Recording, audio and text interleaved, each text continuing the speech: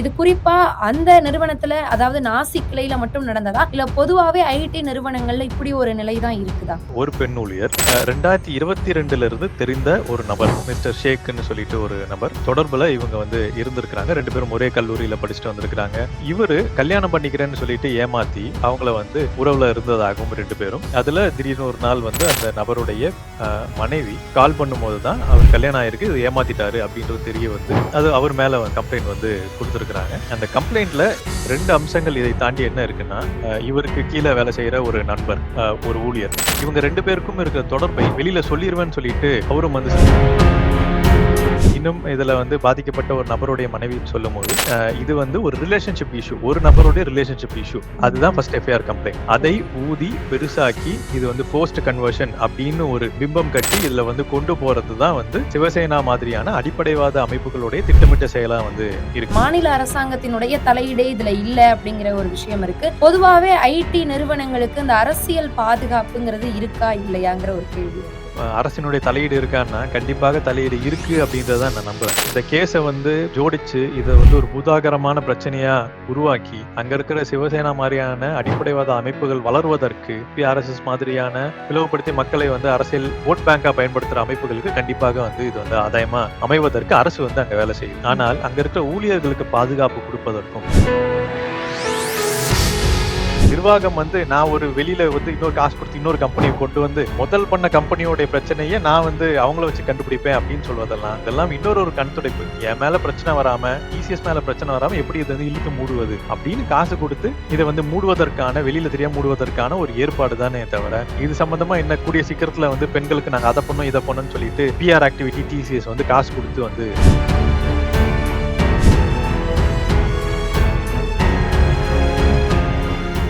Beyond headlines நேயர்களுக்கு வணக்கம். இன்னைக்கு நம்மளோட யுனைட்டோட ஜெனரல் செக்ரட்டரி அழகுநம்பி வெல்கின் அவர்கள் இணைஞ்சிருக்காங்க. நாசிக் டிசிஎஸ்ல நடக்கக்கூடிய பிரச்சனைகள் குறித்து பல்வேறு விஷயங்களை இன்னைக்கு நம்மளோட பகிர்ந்துக்க இருக்காங்க. வணக்கம் சார். வணக்கம். இப்போ நாசிக் டிசிஎஸ்ல என்ன பிரச்சனை நடக்குது, அதை பத்தி எங்களுக்கு ஃபர்ஸ்ட் ஒரு சின்ன விளக்கம் கொடுத்துருங்க. அதாவது துரதிருஷ்டவசமாக நாசிக் டிசிஎஸ் மேல ஒரு பெரிய கம்ப்ளைண்ட் சமீபத்துல நம்ம தமிழ்நாடு எலெக்ஷன்ல இருந்த காலகட்டத்துல வெளியில வந்துச்சு. அதுல என்ன சொல்றாங்கன்னா, அங்க இருக்கிற சில முஸ்லிம் இஸ்லாமிய ஊழியர்கள் கட்டாய மதமாற்றம் செய்யறாங்க. அங்க இருக்கிற குறிப்பாக பெண்களை கட்டாய மதமாற்றம் செய்யறாங்க. லவ் ஜிஹாத் நடக்குது. ஸோ இதை இது கூடவே சேர்த்து கொஞ்சம் செக்ஷுவல் ஹராஸ்மெண்ட்டும் நடக்குது போல இந்த மதமாற்ற கன்வர்ஷனுக்கு. ஸோ இதை உடனடியாக அரசு தலையிடணும். அரசு தலையிடாத பட்சத்துல டிசிஎஸ் இந்த மாதிரி அதிகப்படியா பண்ற பட்சத்துல நாங்கள் தலையிடுவோம் அப்படின்னு சொல்லி அங்க இருக்கிற மதவாத அமைப்புகள், அடிப்படைவாத அமைப்புகள் அங்க இதை ஒரு பெரிய இஷ்யூவா மாத்துறாங்க. இந்த இஷ்யூ சமூக வலைதளங்கள்ல வெளியில வரும்போது பிரம்மாண்டமான ஒரு எதிர்ப்பை குறிப்பாக ஐடி ஊழியர்கள் மத்தியில், மகாராஷ்டிரா மாதிரியான மாநிலங்கள்ல வேலை செய்யற ஐடி ஊழியர்கள் மத்தியில் ஒரு பெரிய எதிர்ப்புணர்வை உண்டாக்குது. அந்த எதிர்ப்புணர்வு அங்க நிர்வாகத்துக்கு எதிராகவோ, அங்க இருக்கிற அரசுக்கு எதிராகவோ போகாமல், அங்க இருக்கிற சக ஊழியர்களுக்கு மேல, ஆமா இங்க பல்வேறு இஸ்லாமிய ஊழியர்கள் இந்த மாதிரி பண்றாங்க அப்படின்னு வருது. அதை தாண்டி இந்தியா முழுக்க இருக்கிற கன்ஃபஷன்ஸ் பேஜ் அப்படின்னு சொல்லப்படுற ஐடி நிறுவனங்கள்ல ஐடி ஊழியர்களுக்கு அவங்களுடைய அவங்களுடைய வெளிப்படுத்துவது தன்மைக்கு அங்க இடமே இருக்காது. அங்க பேசுறதுக்கு இடமே இருக்காது. அங்க ஒரு ஜனநாயக தன்மை இருக்காது. அதனால இந்த கன்ஃபஷன்ஸ் பேஜ்னு சொல்லிட்டு ஒண்ணு ஒரு நியூ மெத்தட் வச்சிருக்கிறாங்க. அங்க அனானிமஸா ஐடி ஊழியர்கள் அங்க அவங்களுடைய பிரச்சனைகளை, கருத்துக்களை தைரியமா வெளிப்படுத்தலாம். யாருக்கும் தெரியாது. இந்த மாதிரி Facebookல நிறைய இயங்கிட்டு இருக்கு, Instagramல இயங்கிட்டு இருக்கு. ஸோ அதுலதான் பாத்தீங்கன்னா இதுல இந்த இஷ்யூ தொடர்பாக இந்த இஷ்யூ வந்ததுக்கு பின்னாடி, ஆமா இது நிறைய நடக்குது, நிறைய மாநிலங்கள்ல நடக்குது அப்படின்னு சொல்லி, இன்னும் குறிப்பாக சில ஊழியர்களை டேக் பண்ணி போட்டோ போட்டு எங்க டீம்ல இவங்க பண்றாங்க, எங்க ஆபீஸ்ல இவங்க பண்றாங்க அப்படின்னு சொல்லி ஒரு ஹராஸ் பண்ற ஒரு நிகழ்வு நடந்துட்டு இருக்குது. இந்த ஹராஸ்மெண்ட் நிலைமைக்கு இது தள்ளப்பட்டிருக்கிறதுக்கு பல்வேறு காரணங்களுக்கு அதுல முக்கியமான காரணம் டிசிஎஸ் நிர்வாகம் இந்த இஷ்யூ தொடங்குனதுல இருந்து எந்த விதமான ஒரு வெளிப்படைத்தன்மையின்றியும், எந்த விதமான ஒரு அபிஷியல் ஸ்டேட்மெண்ட்டும் கொடுக்காமல் மூடி மறைச்சு தயங்கி தயங்கி இது அணுகுன பின்னணியில கிட்டத்தட்ட 5 நாட்கள் கழிச்சு அவங்க கொடுத்த ஸ்டேட்மெண்ட்ல அதுவும் வந்து ஒரு மேலோட்டமான ஸ்டேட்மெண்ட். அந்த ம். ஸ்டேட்மெண்ட்ல அவங்க வந்து எதுவுமே நடக்கல அப்படின்னு வந்து பிளாங்கெட்டா இவங்க போட்டு மூடி மறைக்கிறதுனால, இதுல எந்த விதமான உண்மைத்தன்மையும் இல்ல. அப்ப இது உண்மைதான் நடந்திருக்கு. இது டிசிஎஸ் உடைய ஸ்டேட்மெண்ட் நம்பகத்தன்மை இல்ல அப்படின்னு சொல்லிட்டு ஊழியர்கள் நம்புறாங்க. அந்த அடிப்படையில இந்த மாரி நடக்குது அப்படின்னு சொல்லிட்டு ஒரு பெரிய உணர்வும் வந்து வேரூன்றி இருக்கு. ஸோ இதுதான் வந்து இப்ப சமீப காலத்துல இந்த டிசிஎஸ் நாசிக் சம்பந்தமான இஷ்யூ வந்து வெளியில பூதாகரமா வந்து வெடிச்சிருக்கு அப்படின்றத பார்க்கலாம். ஓகே. இப்போ அந்த ஹெச்ஆர்‌க்கு நெறைய மெயில் வந்து போயிருக்கு. அப்படி இருந்துமே அவங்க எதையும் கண்டுக்காம இருந்திருக்கிறாங்க. ஒருவேள முன்னாடியே அவங்க இந்த பிரச்சனைக்கான இனிஷியேட் எடுத்திருந்தாங்கன்னா, இது இன்னைக்கு இந்த அளவுக்கு வந்திருக்காது அப்படிங்கிற கருத்துக்களும் இருக்கு. இது குறிப்பா அந்த நிறுவனத்துல, அதாவது நாசிக் கிளையில மட்டும் நடந்ததா? இல்ல பொதுவாவே ஐடி நிறுவனங்கள்ல இப்படி ஒரு நிலை தான் இருக்குதா? ஆ அ இந்த அ 2வது பார்ட் ஆஃப் கேள்விக்கு போறதுக்கு முன்னாடி, முதல்ல இந்த ஓகே. ஹெச்ஆர் அவங்களுடைய ஆ. பணிகள் இதெல்லாமும் புரிஞ்சுக்கிறதுக்கு முன்னாடி நம்ம என்ன பார்க்க வேண்டியது இருக்குன்னா, ஃபேக்சுவலா என்ன எழுதியிருக்காங்க அப்படின்றது வந்து நம்ம போலீஸ் எஃப்ஐஆர்ஸ் வந்து நம்ம வந்து அ நம்ம பார்க்க வேண்டியது இருக்கு. கிட்டத்தட்ட சரி. மார்ச் 9 எஃப்ஐஆர்ஸ் இந்த கேஸ்ல இதுவரைக்கும் வந்து ஃபைல் பண்ணப்பட்டிருக்கு. அதுல மார்ச் 26ஆம் தேதி இந்த ஃபர்ஸ்ட் எஃப்ஐஆர் வந்து ஃபைல் பண்ணப்பட்டிருக்கு. கிட்டத்தட்ட 1 மாத காலம் அ முன்னாடி நம்ம வந்து இந்த கேஸ் வந்து ஃபைல் பண்ணப்பட்டிருக்கு. அதுல என்ன சொல்லியிருக்காங்கன்னா, ஒரு பெண் ஊழியர் அவங்களுக்கு 2022ல இருந்து தெரிந்த ஒரு நபர், ஓகே. மிஸ்டர் ஷேக்ன்னு சொல்லிட்டு ஒரு நபர். அவரு வந்து அவர் சம்பந்தமான தொடர்புல இவங்க வந்து இருந்திருக்கிறாங்க. 2 பேரும் ஒரே கல்லூரியில படிச்சுட்டு வந்திருக்கிறாங்க. இவங்களுக்கு முன்னாடியே தெரிந்த நபர் தான்.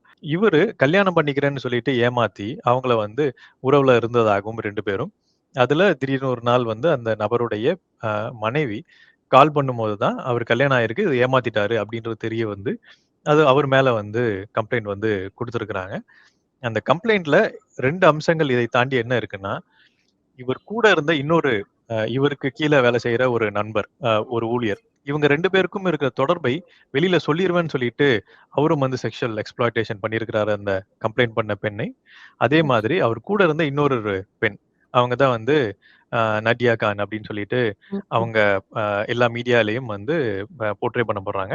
அவங்க இவங்க எல்லாம் ஒண்ணா உட்கார்ந்து பேசும்போது, அ மத ரீதியாக புண்படுத்துவதாக பேசியிருக்காங்க அப்படின்னு சொல்லிட்டு, சில வரிகள்ல வந்து சொல்லியிருக்கிறாங்க. இந்த ஓகே. 26ஆம் தேதிக்கும், அதுக்கப்புறம் வந்த 9 அ எஃப்ஐஆருக்கும் எங்கேயுமே வந்து அந்த நிதா கானுடைய அ பேரோ, அவங்களுடைய தொடர்போ, அவங்களுக்கு இதுக்கும் என்ன என்ன காரணம் இருக்கோ, அந்த மாரி எதுவுமே வந்து இதுல கிடையாது. ஆனால் ஓகே. மீடியால என்ன திருப்பி திருப்பி சொல்லப்படுதுன்னா, அவங்க ஒரு பெரிய மாஸ்டர் மைண்ட். அவங்க தான் வந்து ஈவன் டெல்லி ரியாட்டுக்கும் வந்து அவங்களுக்கும் தொடர்பு இருக்கு. அந்த மாரி பல்வேறு கட்டுக்கதைகள வந்து உருவாக்கி, இந்த பிரச்சனைகளை ம். பூதாகரமாக வந்து வெளியில கொண்டு வரதுக்கு எல்லா விதமான முயற்சியும் சமூக வலைதளங்களும், சில திட்டமிட்ட மீடியாக்களும் இத வந்து செய்றாங்க. இது கூடவே இத ஜஸ்டிஃபை பண்றதுக்கு 40 நாட்கள் போலீஸ் வந்து அ ஒரு மஃப்டில போயி ஆஃபீஸ்க்குள்ள ஆமா. உட்கார்ந்து ஃபுல்லா கண்டிப்பா. கண்டறிந்ததாகலாம் வந்து ம். சொல்லப்படுது. இதெல்லாம் வந்து முழுக்க முழுக்க பொய்யான விஷயம். கேஸ் ஃபைல் பண்ணியே இன்னும் 1 மாசம் கூட ஆகல. ம். அதற்கு முன்னாடி இவங்க வந்து போயறதுக்கு சாத்தியமே கிடையாது. நாங்க சங்கத்திலிருந்து பல்வேறு செக்சுவல் ஹராஸ்மென்ட் கேஸ் குடுத்துருக்கோம். இன்னும் ஓகே. பல்வேறு மோசமான செ அ அ ஹராஸ்மென்ட் கேஸஸ் குடுத்துருக்கிறோம். இதுல எங்கேயுமே போலீஸ் ம். வந்து உடனடியாக தலையிட்டு இன்வெஸ்டிகேட் பண்ற அளவுக்குலாம் வந்து போலீஸ் கிடையாது. ஐடி நிறுவனங்கள் குறிப்பாக நம்பர் 1 ஐடி நிறுவனம் இந்தியாவுல டிசிஎஸ். அந்த நிறுவனம் மேல ஏதாவது ஒரு கம்ப்ளைண்ட் வந்துச்சுன்னா, மூடி மறைப்பதற்கான எல்லா வேலைகளும் தான் போலீஸும், ஈவன் லேபர் டிபார்ட்மென்ட்டும் பண்றாங்களே தவிர, அத இன்வெஸ்டிகேட் பண்ணி, இன்னும் வந்து அத வந்து உள்ளுக்குள்ள இருக்கிற உண்மைகளையும், அதுல இருக்கிற பிரச்சனைகளையும் கண்டுபிடிக்கலான்றது வந்து எந்த கவர்ன்மென்ட் டிபார்ட்மென்ட்டும் இதுவரைக்கும் செயல்பட்டது கிடையாது. ஸோ இந்த ஓகே. அ இவங்க வந்து போனாங்க அப்படின்றது ஃபால்ஸ். அப்படி போயிருந்தாலும் அது வந்து சந்தேகத்துக்குரிய ஒரு விஷயமா தான் இருக்கு. ஏனால் ஃபர்ஸ்ட் எஃப்ஐஆருக்கு அப்புறம் மிச்ச 8 எஃப்ஐஆரும் நாங்க ஆஃபீஸ்ல போய் பேசி நாங்க கலெக்ட் பண்ணோம் அப்படின்னு ம். சொல்றாங்க. ம். அந்த எஃப்ஐஆர்கள்லயும் பெரும்பகுதி என்னவா இருக்குன்னா, அ இங்க இருக்கிற முஸ்லிம் ஊழியர்கள் மேல ஏதாவது குற்றச்சாட்டு இருந்தா சொல்லுங்க அப்படின்னு கேட்டு எழுதி வாங்குன மாரி தான் அ இருக்கு. பயப்படாதீங்க நாங்க பார்த்துக்கிறோம். ஸோ இது ஒரு ஒருதலைபட்சமான திட்டமிட்ட பல்வேறு அமைப்புகள் சேர்ந்து செய்யப்படுற ஒரு நடவடிக்கையா தான் வருது. அதுல ஒரு அ அ அம்சம் என்னன்னா, ஒரு ஆண் ஊழியர் அவரும் வந்து கன்வர்ஷன் அது அது மட்டும் தான் கன்வர்ஷன் ரிலேட்டட் அப்படின்றது வந்து வருது. என்ன சொல்லியிருக்காருன்னா, என்னுடைய தந்தை ரொம்ப அ உடல் நோயில வந்து இருக்கிறாரு. அந்த நோயிலிருந்து மீண்டு வருவதற்கு என் கூட வேலை செய்த என்னுடைய மேனேஜர் எங்க மதத்துக்கு வா, அதுல வந்து உனக்கு விடிவு காலம் பிறக்கும் அப்படின்னு சொல்லியிருக்கிறாரு. ஸோ அதற்காக வந்து நீ நமாஸ் பண்ணு, இது தீர்வு வரும் அப்படின்னு சொல்லியிருக்கிறாரு. ஸோ இதுதான் வந்து ஒரே ஒரு இன்சிடென்ட்டா வந்து கன்வர்ஷன் ரிலேட்டடா வந்து இருக்கு. இதுல வந்து வெறும் இது வெறும் இஸ்லாமியருக்கு மட்டும் இல்லாமல் அஸ்வினின்ற ஒரு பெண்ணும் வந்து இதுல வந்து ஹிந்து பெண்ணும் வந்து இதுல வந்து அசோசியேட் ஆயிருக்காங்க அப்படின்னு சொல்றாங்க. ஸோ இது வந்து மீடியாக்கள் நம்ம எஃப்ஐஆர் படிக்கும்போது என்ன தோணுதுன்னா, என்ன தோற்றம் ஏற்படுதுன்னா, ஒரு திட்டமிட்ட ஒரு டாக்ஸிக் ஒர்க் கல்ச்சர்ல இருக்கிற ஒரு டீம் லீடு கூட இருக்கிற நபர்கள் அவங்களுடைய வேலையை தற்காத்துக் கொள்வதற்கு எல்லாரையும் வந்து அசிங்கப்படுத்துவது, அவமானப்படுத்துவது, மிரட்டி வேலை வாங்குவது இப்படின்ற ஒரு ஏற்பாடுக்குள்ள இருக்கும்போது, அந்த டீம் லீட் வந்து ஒரு பிரெடேட்டரா ஒரு செக்சுவல் அபியூசரா இருக்கிற பட்சத்துல, இவங்க எல்லாரும் அதுக்கு சாதகமாவோ, இல்ல அதையும் பயன்படுத்தி இவங்களும் வந்து பயனடைவதாவோ வந்து இருந்திருக்கிறாங்க. ஸோ இது ஒரு கோஆர்டினேட்டட் ஒரு அபியூசிவ் நெட்வொர்க்கா இருந்திருக்கு. பிசிக்கல் அபியூஸாவும் சரி, மென்டல் அபியூஸாவும் இருந்தாலும் சரி. ஸோ இதுதான் வந்து எஃப்ஐஆர்ல வந்து இருக்கிற அம்சங்களா இருக்கு. இதை மறுத்து மீடியாக்கள்ல பாதிக்கப்பட்ட சில குடும்பங்களுடைய ஸ்டேட்மெண்ட் பார்க்கும்போது, இது அ அ இஸ்லாமியர்கள் அப்படின்றதுக்காகவே வந்து திட்டமிட்டு உள்ள கொண்டு வந்ததாக சில எஃப்ஐஆர்ஸ வந்து சேலஞ்ச் பண்றாங்க. அ இது வந்து ஒரு ரிலேஷன்ஷிப் பிரச்சனை தான்.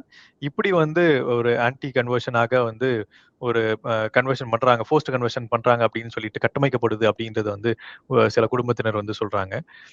நிதா கான் பொறுத்தவரைக்கும் அவங்க வந்து ஹெச்ஆரும் கிடையாது. எந்த விதமான முடிவெடுக்கும் அதிகாரமும் இல்லாத ஒரு நபராக தான் வந்து பொறுப்புல இருக்காங்க. கிட்டத்தட்ட 15,000 அரவுண்ட் அவ்வளவுதான். என்ட்ரி லெவல் சம்பளம் வாங்குற ஒரு என்ட்ரி லெவல் ஊழியர் ஒரு டாக்ஸிக் ஒர்க் கல்ச்சர்ல இருக்கும் பட்சத்தில், அங்க அப்படி இருந்தா தான் சர்வை பண்ண முடியும் அப்படின்னு வந்து இருக்கும் பட்சத்துல, அவங்களும் கூட சேர்ந்து 4 அம்சங்கள் வந்து அ அ பேசியிருக்கலாம். அது இயல்பான அங்க வந்து நார்மலைஸ் பண்ணப்பட்ட ஒரு செயல்பாடா இருந்துக்கலாம், டாக்ஸிக்கா இருக்கிறது. அவங்களும் வந்து அதுல வந்து இணைஞ்சிருக்கிறாங்க. அது தவறான செயல் தான். ஆனால் அவங்க வந்து ஒரு மாஸ்டர் மைண்ட் இது எல்லாத்தையும் வந்து திட்டமிட்டாங்க அப்படின்னு சொல்றதும் வந்து அதுல எந்த விதமான முகாந்திரமும் இல்லாதபடி இருக்கு. ஸோ இதெல்லாம் பார்க்கும்போது, இங்க வந்து அ அந்த நிரா கான் மேல வைக்கிற குற்றம் வந்து உண்மையான குற்றம் இல்ல அப்படின்றது தெரியுது. இன்னும் இன்வெஸ்டிகேஷன் வெளியில கொண்டு வரும். இப்ப இருக்கிற எஃப்ஐஆர் டீட்டெயில்ஸ்ல இதெல்லாம் தான் இருக்கு. பட் திட்டமிட்டு இது நடக்கிறதுனா, பல்வேறு நபர்கள், பல்வேறு இடங்கள்ல, பல்வேறு ஹையர் அஃபிஷியல்ஸ்க்கு இத வந்து சொல்லியிருப்பாங்க. பட் எல்லாருமே இதை வந்து மறைத்திருக்கிறார்கள், மூடி மறைத்திருக்கிறார்கள். இல்ல வந்து எடுக்காம இந்த இஷ்யூ எடுக்காம இருந்திருக்கிறாங்க. ஹெச்ஆர் மட்டும் இல்ல, அங்க இருக்கிற மேனேஜரா இருந்தாலும் சரி, அங்க இருக்கிற அசிஸ்டன்ட் மேனேஜரா இருந்தாலும் சரி, பல்வேறு படிநிலைகளில் இந்த பிரச்சனைகள் வெளியில வரும்போது, அந்த வெளியில வராம மூடி மறைச்சிருக்கிறாங்க. அப்படின்றது தான் வந்து எஃப்ஐஆர்ஸ்ல பார்க்கும்போது தெரியுது. ஸோ இது ஒரு சிஸ்டமேட்டிக் இஷ்யூ. இது வந்து ஒரு இடத்துல மட்டும் நடக்கல. இதே மாரி systematic pattern across TCS, across பல்வேறு நிறுவனங்கள்ல இந்த லூப் ஹோல்ஸ் இருக்கு. ஏனால் என்னுடைய வேலையும், என்னுடைய அப்ரைசலும் இவங்கள நம்பி தான் இருக்கு அப்படின்னு சொல்லிட்டு, இந்த டீம் லீட்ஸ நம்பி தான் இருக்கு, இல்ல மேனேஜர் நம்பி தான் இருக்குன்னு எல்லா அதிகாரத்தையும் அவங்க கையிலயும், மறைமுகமாக அந்த அதிகாரம் எல்லாம் வந்து மேனேஜ்மென்ட் கையிலயும் வந்து இருக்கும் பட்சத்தில், இந்த மாதிரியான அபியூசஸ், இந்த மாரி டாக்ஸிக் ஒர்க் கல்ச்சர் நடப்பதை தடுக்க முடியாது அப்படின்றது தான் நம்ம வந்து பார்க்க வேண்டியது இருக்கு. இதுல தொடர்ந்து நம்ம நெறைய இடத்துல இஸ்லாமியர்கள் இதுல ஈடுபட்டிருக்காங்க அப்படிங்கிற ஒரு விஷயத்த பேசுறோம். அப்ப இதுல இஸ்லாமியர்கள் ஈடுபட்டதால தான் இது இன்னைக்கு இவ்ளோ பெரிய பேசுபொருளா மாறி இருக்குதா? ஏன்னா இது ஒரு மத கோணத்துல மட்டுமே அணுகக்கூடிய ஒரு விஷயமா இருக்குதா? இத பத்தி நீங்க என்ன நினைக்கிறீங்கன்ற ஒரு கேள்வி வருது. அதாவது இது வந்து அவங்க மத கோணத்தில் வந்து அணுகல. இது வந்து ஒரு பிரிவினை கோணத்துல தான் வந்து அவங்க திட்டமிட்டு அணுகியிருக்கிறாங்க. இன்னும் மீடியா ஓகே. ரிப்போர்ட்ஸ்ல என்ன சொல்றாங்கன்னா, சிவசேனா அமைப்பு, உதய் தாக்கரேவுடைய சிவசேனா அமைப்பு இதுல வந்து முதல்ல இருந்தே வந்து பங்கேற்றிருக்கிறாங்க அப்படின்னு சொல்லிட்டு, அங்க இருக்கிற லோக்கல் தலைவர்கள் அதுல வந்து ரொம்ப பெருமையா வந்து பேசிக்கிறாங்க. இன்னும் இதுல வந்து பாதிக்கப்பட்ட ஒரு நபருடைய மனைவி சொல்லும்போது, இது வந்து ஒரு ரிலேஷன்ஷிப் இஷ்யூ. ஒரு நபருடைய ரிலேஷன்ஷிப் இஷ்யூ. அதுதான் ஓகே. First FIR complaint. அதை ஓகே. ஊதி பெருசாக்கி, இது வந்து ஃபோர்ஸ்ட் கன்வர்ஷன் அப்படின்னு ஒரு பிம்பம் கட்டி இதுல வந்து கொண்டு போறது தான் வந்து சிவசேனா மாதிரியான அடிப்படைவாத அமைப்புகளுடைய திட்டமிட்ட செயலா வந்து இருக்கு. இதுக்கு இன்னும் சில பின்னணிகள் நம்ம வந்து பார்க்கணும்னா, மார்ச் மாதத்துல தான் மகாராஷ்டிரால ஆன்டி கன்வர்ஷன் பில் அத ம். வந்து பாஸ் பண்ணியிருக்காங்க. 13வது இந்தியாவில் 13வது மாநிலமாக அந்த மகாராஷ்டிரா மாநிலம் இத வந்து பிஜேபி ஆட்சியில இருக்கும்போது, இந்த ஆன்டி கன்வர்ஷன் பில்ல வந்து பாஸ் பண்ணியிருக்கிறாங்க. இது வந்து சட்டமான பின்னணியில இது சட்டம் உருவாக்குவதும் இந்தியா முழுக்க இந்த சட்டம் வந்து கொண்டு வரப்பட்டா எங்கெங்கெல்லாம் பிஜேபி இருக்கோ, எங்கெங்கெல்லாம் அடிப்படைவாத அமைப்புகள் வந்து இத வந்து கொண்டு வரணும் நிர்பந்தப்படுத்தி கொண்டு வராங்களோ, எங்கேயுமே போஸ்ட் கன்வர்ஷனுக்கான டேட்டா வந்து குடுக்கப்படுறதே கிடையாது. ஸோ உண்மைக்கு புறம்பான இப்படியான ஒரு கட்டமைப்பை உருவாக்கி, அதுல மக்களை வந்து பிரிவினை ஒரு சைடு வந்து காஷ்மீர் ஃபைல்ஸ், இன்னொரு இந்த கேரளா ஸ்டோரீஸ், இப்ப துரந்தர் இந்த மாதிரியான பல்வேறு பொது தளத்தில் பேசப்படுற கருத்தியல்கள் மூலியமாக, படங்கள் மூலியமாக பிரிவினை கருத்துக்களை வந்து விதைத்து, அந்த கருத்துக்கள் மூலியமாக இந்த பிரச்சனைகள வந்து பெருசாக்கும்போது, மக்களை பிளவுபடுத்தி இவங்க அரசியல் ஆதாயம் வந்து எடுக்க ட்ரை பண்றாங்க. அதனால தான் இது வந்து மதங்கள் அடிப்படையில இது வந்து நடக்கல. இது வந்து பிரிவினை உண்டாக்கி அதுல அரசியல் ஆதாயம் கொண்டு வரணும் அப்படின்ற நோக்கத்தோடு இது வந்து கொண்டு வரப்படுது. அதுக்கு சட்டத்தின் அடிப்படையில் இத பண்றது தான் ரொம்ப டேஞ்சரஸான விஷயமா இருக்கு. அதுவும் ஐடி துறையில இத்தன பேர் வந்து இவ்வளவு படித்து கிட்டத்தட்ட பல்லாயிரம் லட்சக்கணக்கான கோடிகளை வந்து வருவாயா ஈட்டித் தரும் ஐடி துறையிலேயே ஒரு அடிப்படைவாத அமைப்புனால இப்படி வந்து பண்ண முடியும். டோர உடைச்சுட்டு எஸ்இசெட்டுக்குள்ள உள்ள போக முடியும். அப்படின்னு வந்து வரும்போது, இதெல்லாம் வந்து ரொம்ப ஒரு டேஞ்சரஸ் சைனா இருக்கு. இது பல்வேறு தாக்கத்த எக்கனாமிக்கலா வேலைவாய்ப்புலயும், பொருளாதாரத்திலயும் இந்தியாவு மேல நெகட்டிவா வந்து கண்டிப்பாக உண்டு பண்ணும். இது முழுக்க முழுக்க காரணம் பிஜேபியும், ஆர்எஸ்எஸ் போன்ற அடிப்படைவாத அமைப்புகள் தான் வந்து இதுக்கு வந்து மைய புள்ளியா வந்து இருக்கு. இதை வந்து வளர்த்தெடுக்கிறதுல. அப்போ நீங்க இப்ப சொல்றபடி நம்ம பார்த்தோம் அப்டின்னா, இந்த கன்வர்ஷனுக்கான போதியமான சாட்சிகள் இல்ல அப்படிங்கிறது இதுல உறுதியாகுதுங்கிறது. நீங்க சொன்ன அந்த ஒரு எக்ஸாம்பிள தாண்டி. அதுவுமே கன்வர்ஷன்றது வந்து கன்வர்ஷன்றது என்னன்னா, நான் வந்து என்னுடைய மதம் வந்து என்னுடைய தனிப்பட்ட முடிவு. So okay. நான் இன்னைக்கு வந்து ஒரு மதத்துல இருக்கலாம். நாளைக்கு வந்து ஒரு மதத்துல இருக்கலாம். என்னுடைய தேவை, என்னுடைய புரிதல் அடிப்படையில், என்னுடைய நம்பிக்கை அடிப்படையில் நான் மாறுவது என்னோட உரிமை. தனிப்பட்ட இந்த விருப்பம். நாட்டு எனக்கு குடுத்திருக்க உரிமை. அந்த மதமாற்ற தடை சட்டமே இப்ப சுப்ரீம் கோர்ட்ல அத வந்து சேலஞ்ச் பண்ணியிருக்கிறாங்க. இது ஃபண்டமெண்டல் கான்ஸ்டிடியூஷனுக்கு எதிரான கான்ஸ்டிடியூஷன் குடுக்குற ஃபண்டமெண்டல் ரைட்ஸ்க்கு எதிராக இருக்கு இது அப்படின்னு சொல்லிட்டு, அந்த சட்டங்களை வந்து கேள்வி கேட்டு அதுக்கு எதிரான போராட்டம் வந்து சட்ட போராட்டம் நடந்துட்டு. So okay. இந்த ஃபோர்ஸ்ட் கன்வர்ஷன்றது அதுவே வந்து ஒரு பொய்யான கட்டமைப்பு. கன்வர்ஷன்றது யாருக்கு வேணுமோ அவங்க மத மாற்றம் செய்யலாம். எல்லாம் நம்பிக்கை தான். எந்த ம். எந்த எந்த மதத்திலயும் வந்து யாரும் வந்து பிறந்ததால இருக்கணும்னு அவசியம் இல்ல. நீங்க இங்க தான் இருக்கணும்னு வந்து யாரும் நிர்பந்தப்படுத்தவும் வந்து முடியாது. இது நம்பிக்கை. நம்பிக்கை எங்கிருந்தாலும் அந்த மனிதருக்கு இல்ல அந்த குடும்பத்திற்கு தேவை பட்சத்துல அவங்க வந்து மாறுவது இயல்பு.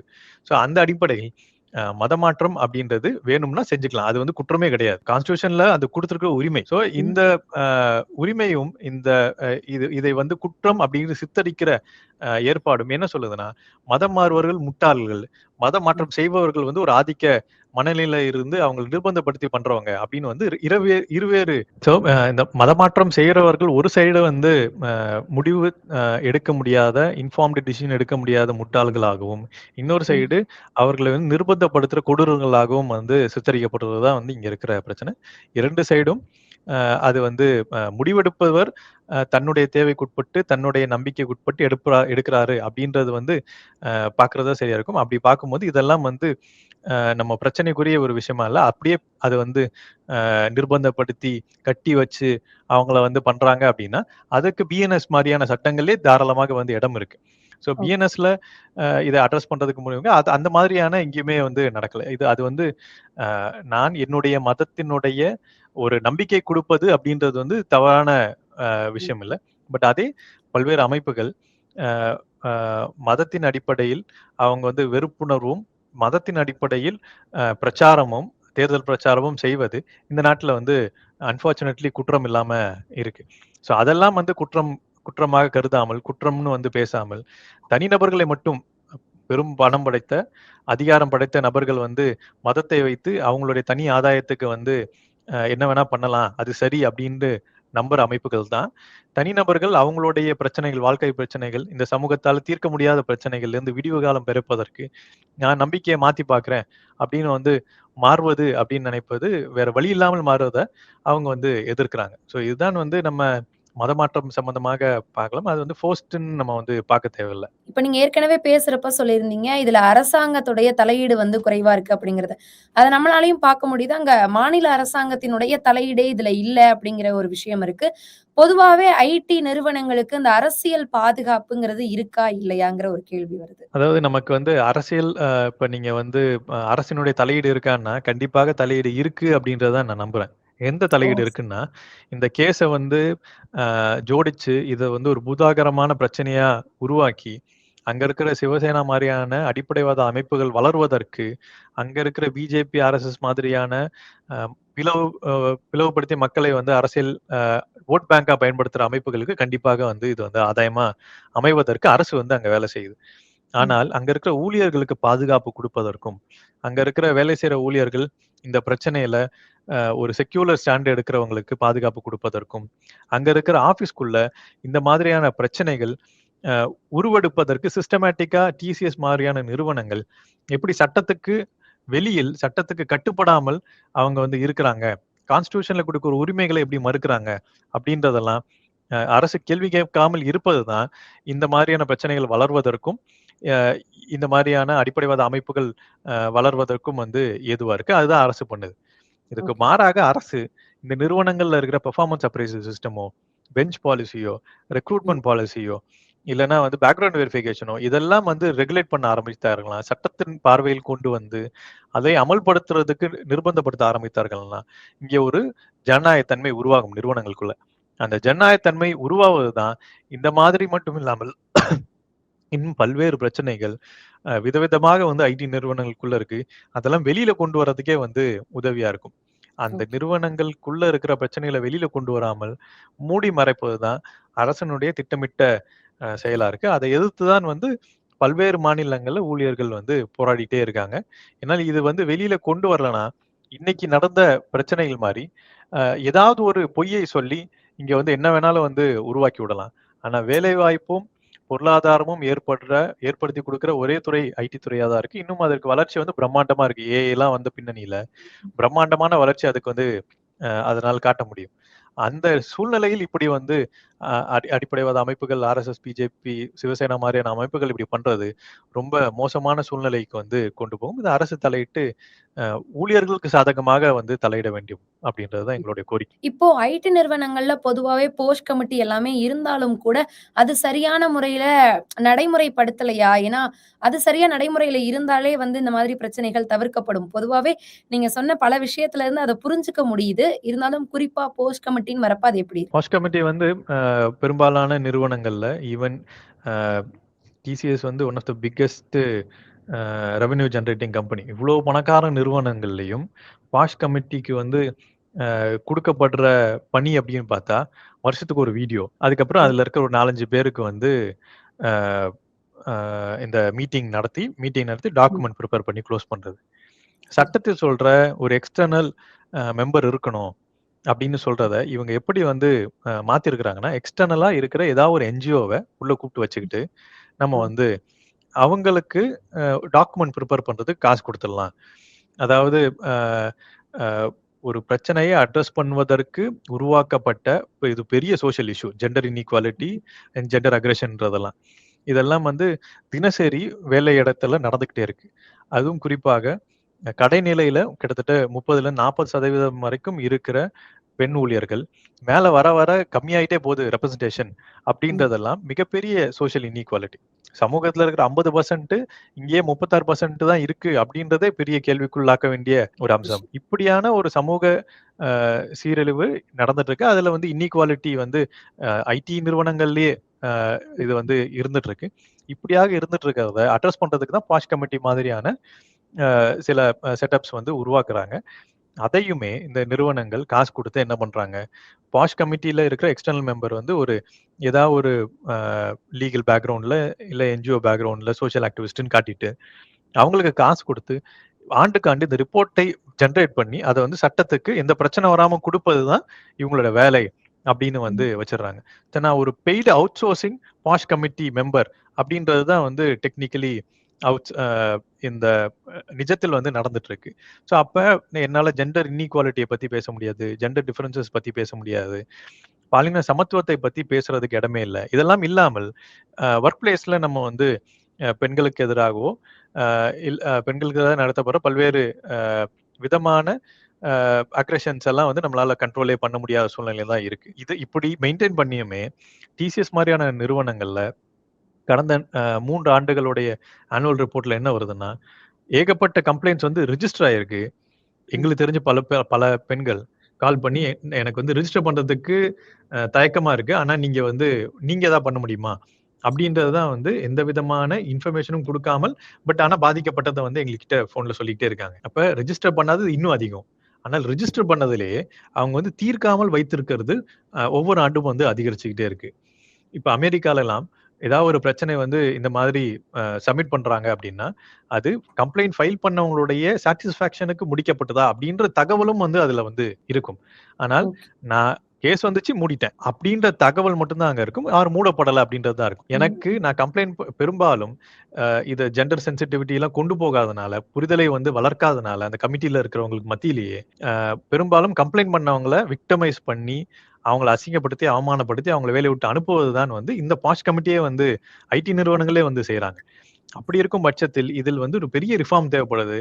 அந்த ரிஃபார்ம்ஸ் எல்லாமே ஊழியர்களை உள்ளடக்கி அவங்க கிட்ட கேட்டு அவங்களுடைய ஒப்பீனியனும் கேட்டு செய்தா தான் வந்து ரிஃபார்மா இருக்குமே தவிர, இவங்களே நினைத்து நிர்வாகம் வந்து நான் ஒரு வெளியில வந்து இன்னொரு காசு குடுத்து இன்னொரு கம்பெனிய கொண்டு வந்து முதல் பண்ண கம்பெனியோட பிரச்சனைய நான் வந்து அவங்கள வச்சு கண்டுபிடிப்பேன் அப்படின்னு சொல்வதெல்லாம், இதெல்லாம் இன்னொரு கண் துடைப்பு. என் மேல பிரச்சனை வராம, டிசிஎஸ் மேல பிரச்சனை வராம எப்படி இத வந்து இழுத்து மூடுவது? அப்படின்னு காசு குடுத்து இத வந்து மூடுவதற்கான வெளியில தெரியாம மூடுவதற்கான ஒரு ஏற்பாடு தானே தவிர, இது சம்பந்தமா என்ன கூடிய சீக்கிரத்துல வந்து பெண்களுக்கு நாங்க அத பண்ணோம், இத பண்ணோம்னு சொல்லிட்டு பிஆர் ஆக்டிவிட்டி டிசிஎஸ் வந்து காசு குடுத்து வந்து பண்ணுவாங்க. எல்லா நியூஸ்லயும் வரும். ம். ம். இவ்வளவுதானே வந்து அதனுடைய செயல்பாடா இருக்குமே தவிர, அங்க இருக்கிற பெண் ஊழியர்களுக்கு பாதுகாப்பை அதிகப்படுத்துவதும், இந்த மாரி அக்ரஷன் நடந்தா, அத வந்து எடுத்து நின்று கேள்வி கேட்பவர்களை தண்டிக்காமல் பாதுகாப்பதும், இதெல்லாம் வந்து இதுவரைக்கும் ஐடி நிறுவனங்கள் இல்ல.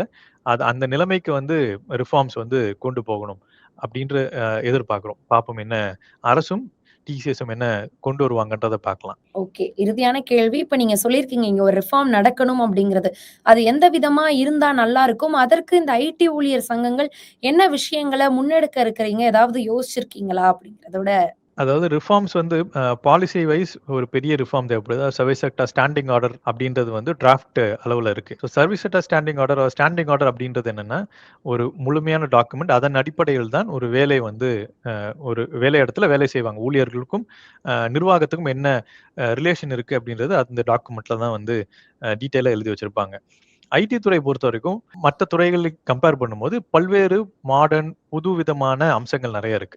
ஸோ ம், ம். அதெல்லாம் வந்து இந்த சட்டத்துக்குள் கொண்டு வந்தால் தான், அது வந்து ஒரு டிஸ்கிரிமினேஷன் நடக்காத ஒரு சிஸ்டமா வந்து இருக்கும். இல்லனால் புது சிஸ்டம், புது வார்த்தைகள் இதெல்லாம் பயன்படுத்தி டிஸ்கிரிமினேஷன் வந்து உண்டு பண்ணுவதற்கே வந்து பல்வேறு சிஸ்டங்கள் வந்து ஐடி நிறுவனங்கள்ல இருக்கு. லைக் பெர்ஃபார்மன்ஸ் அப்ரைசலோ, இல்ல பெஞ்ச் பாலிசியோ, இல்ல பெர்ஃபார்மன்ஸ் இம்ப்ரூவ்மென்ட் பிளான் சொல்ற பிப்போ, ஈவன் ரெக்ரூட்மென்ட், பேக்ரவுண்ட் வெரிஃபிகேஷன் இதெல்லாம் வந்து எல்லா விதங்கள்லயும் நிர்வாகம் நினைத்தால் முழுக்க முழுக்க டிஸ்கிரிமினேட் பண்ணி அவங்கள வந்து காலி பண்றதுக்கு அந்த முறைகள்லாம் இருக்கு.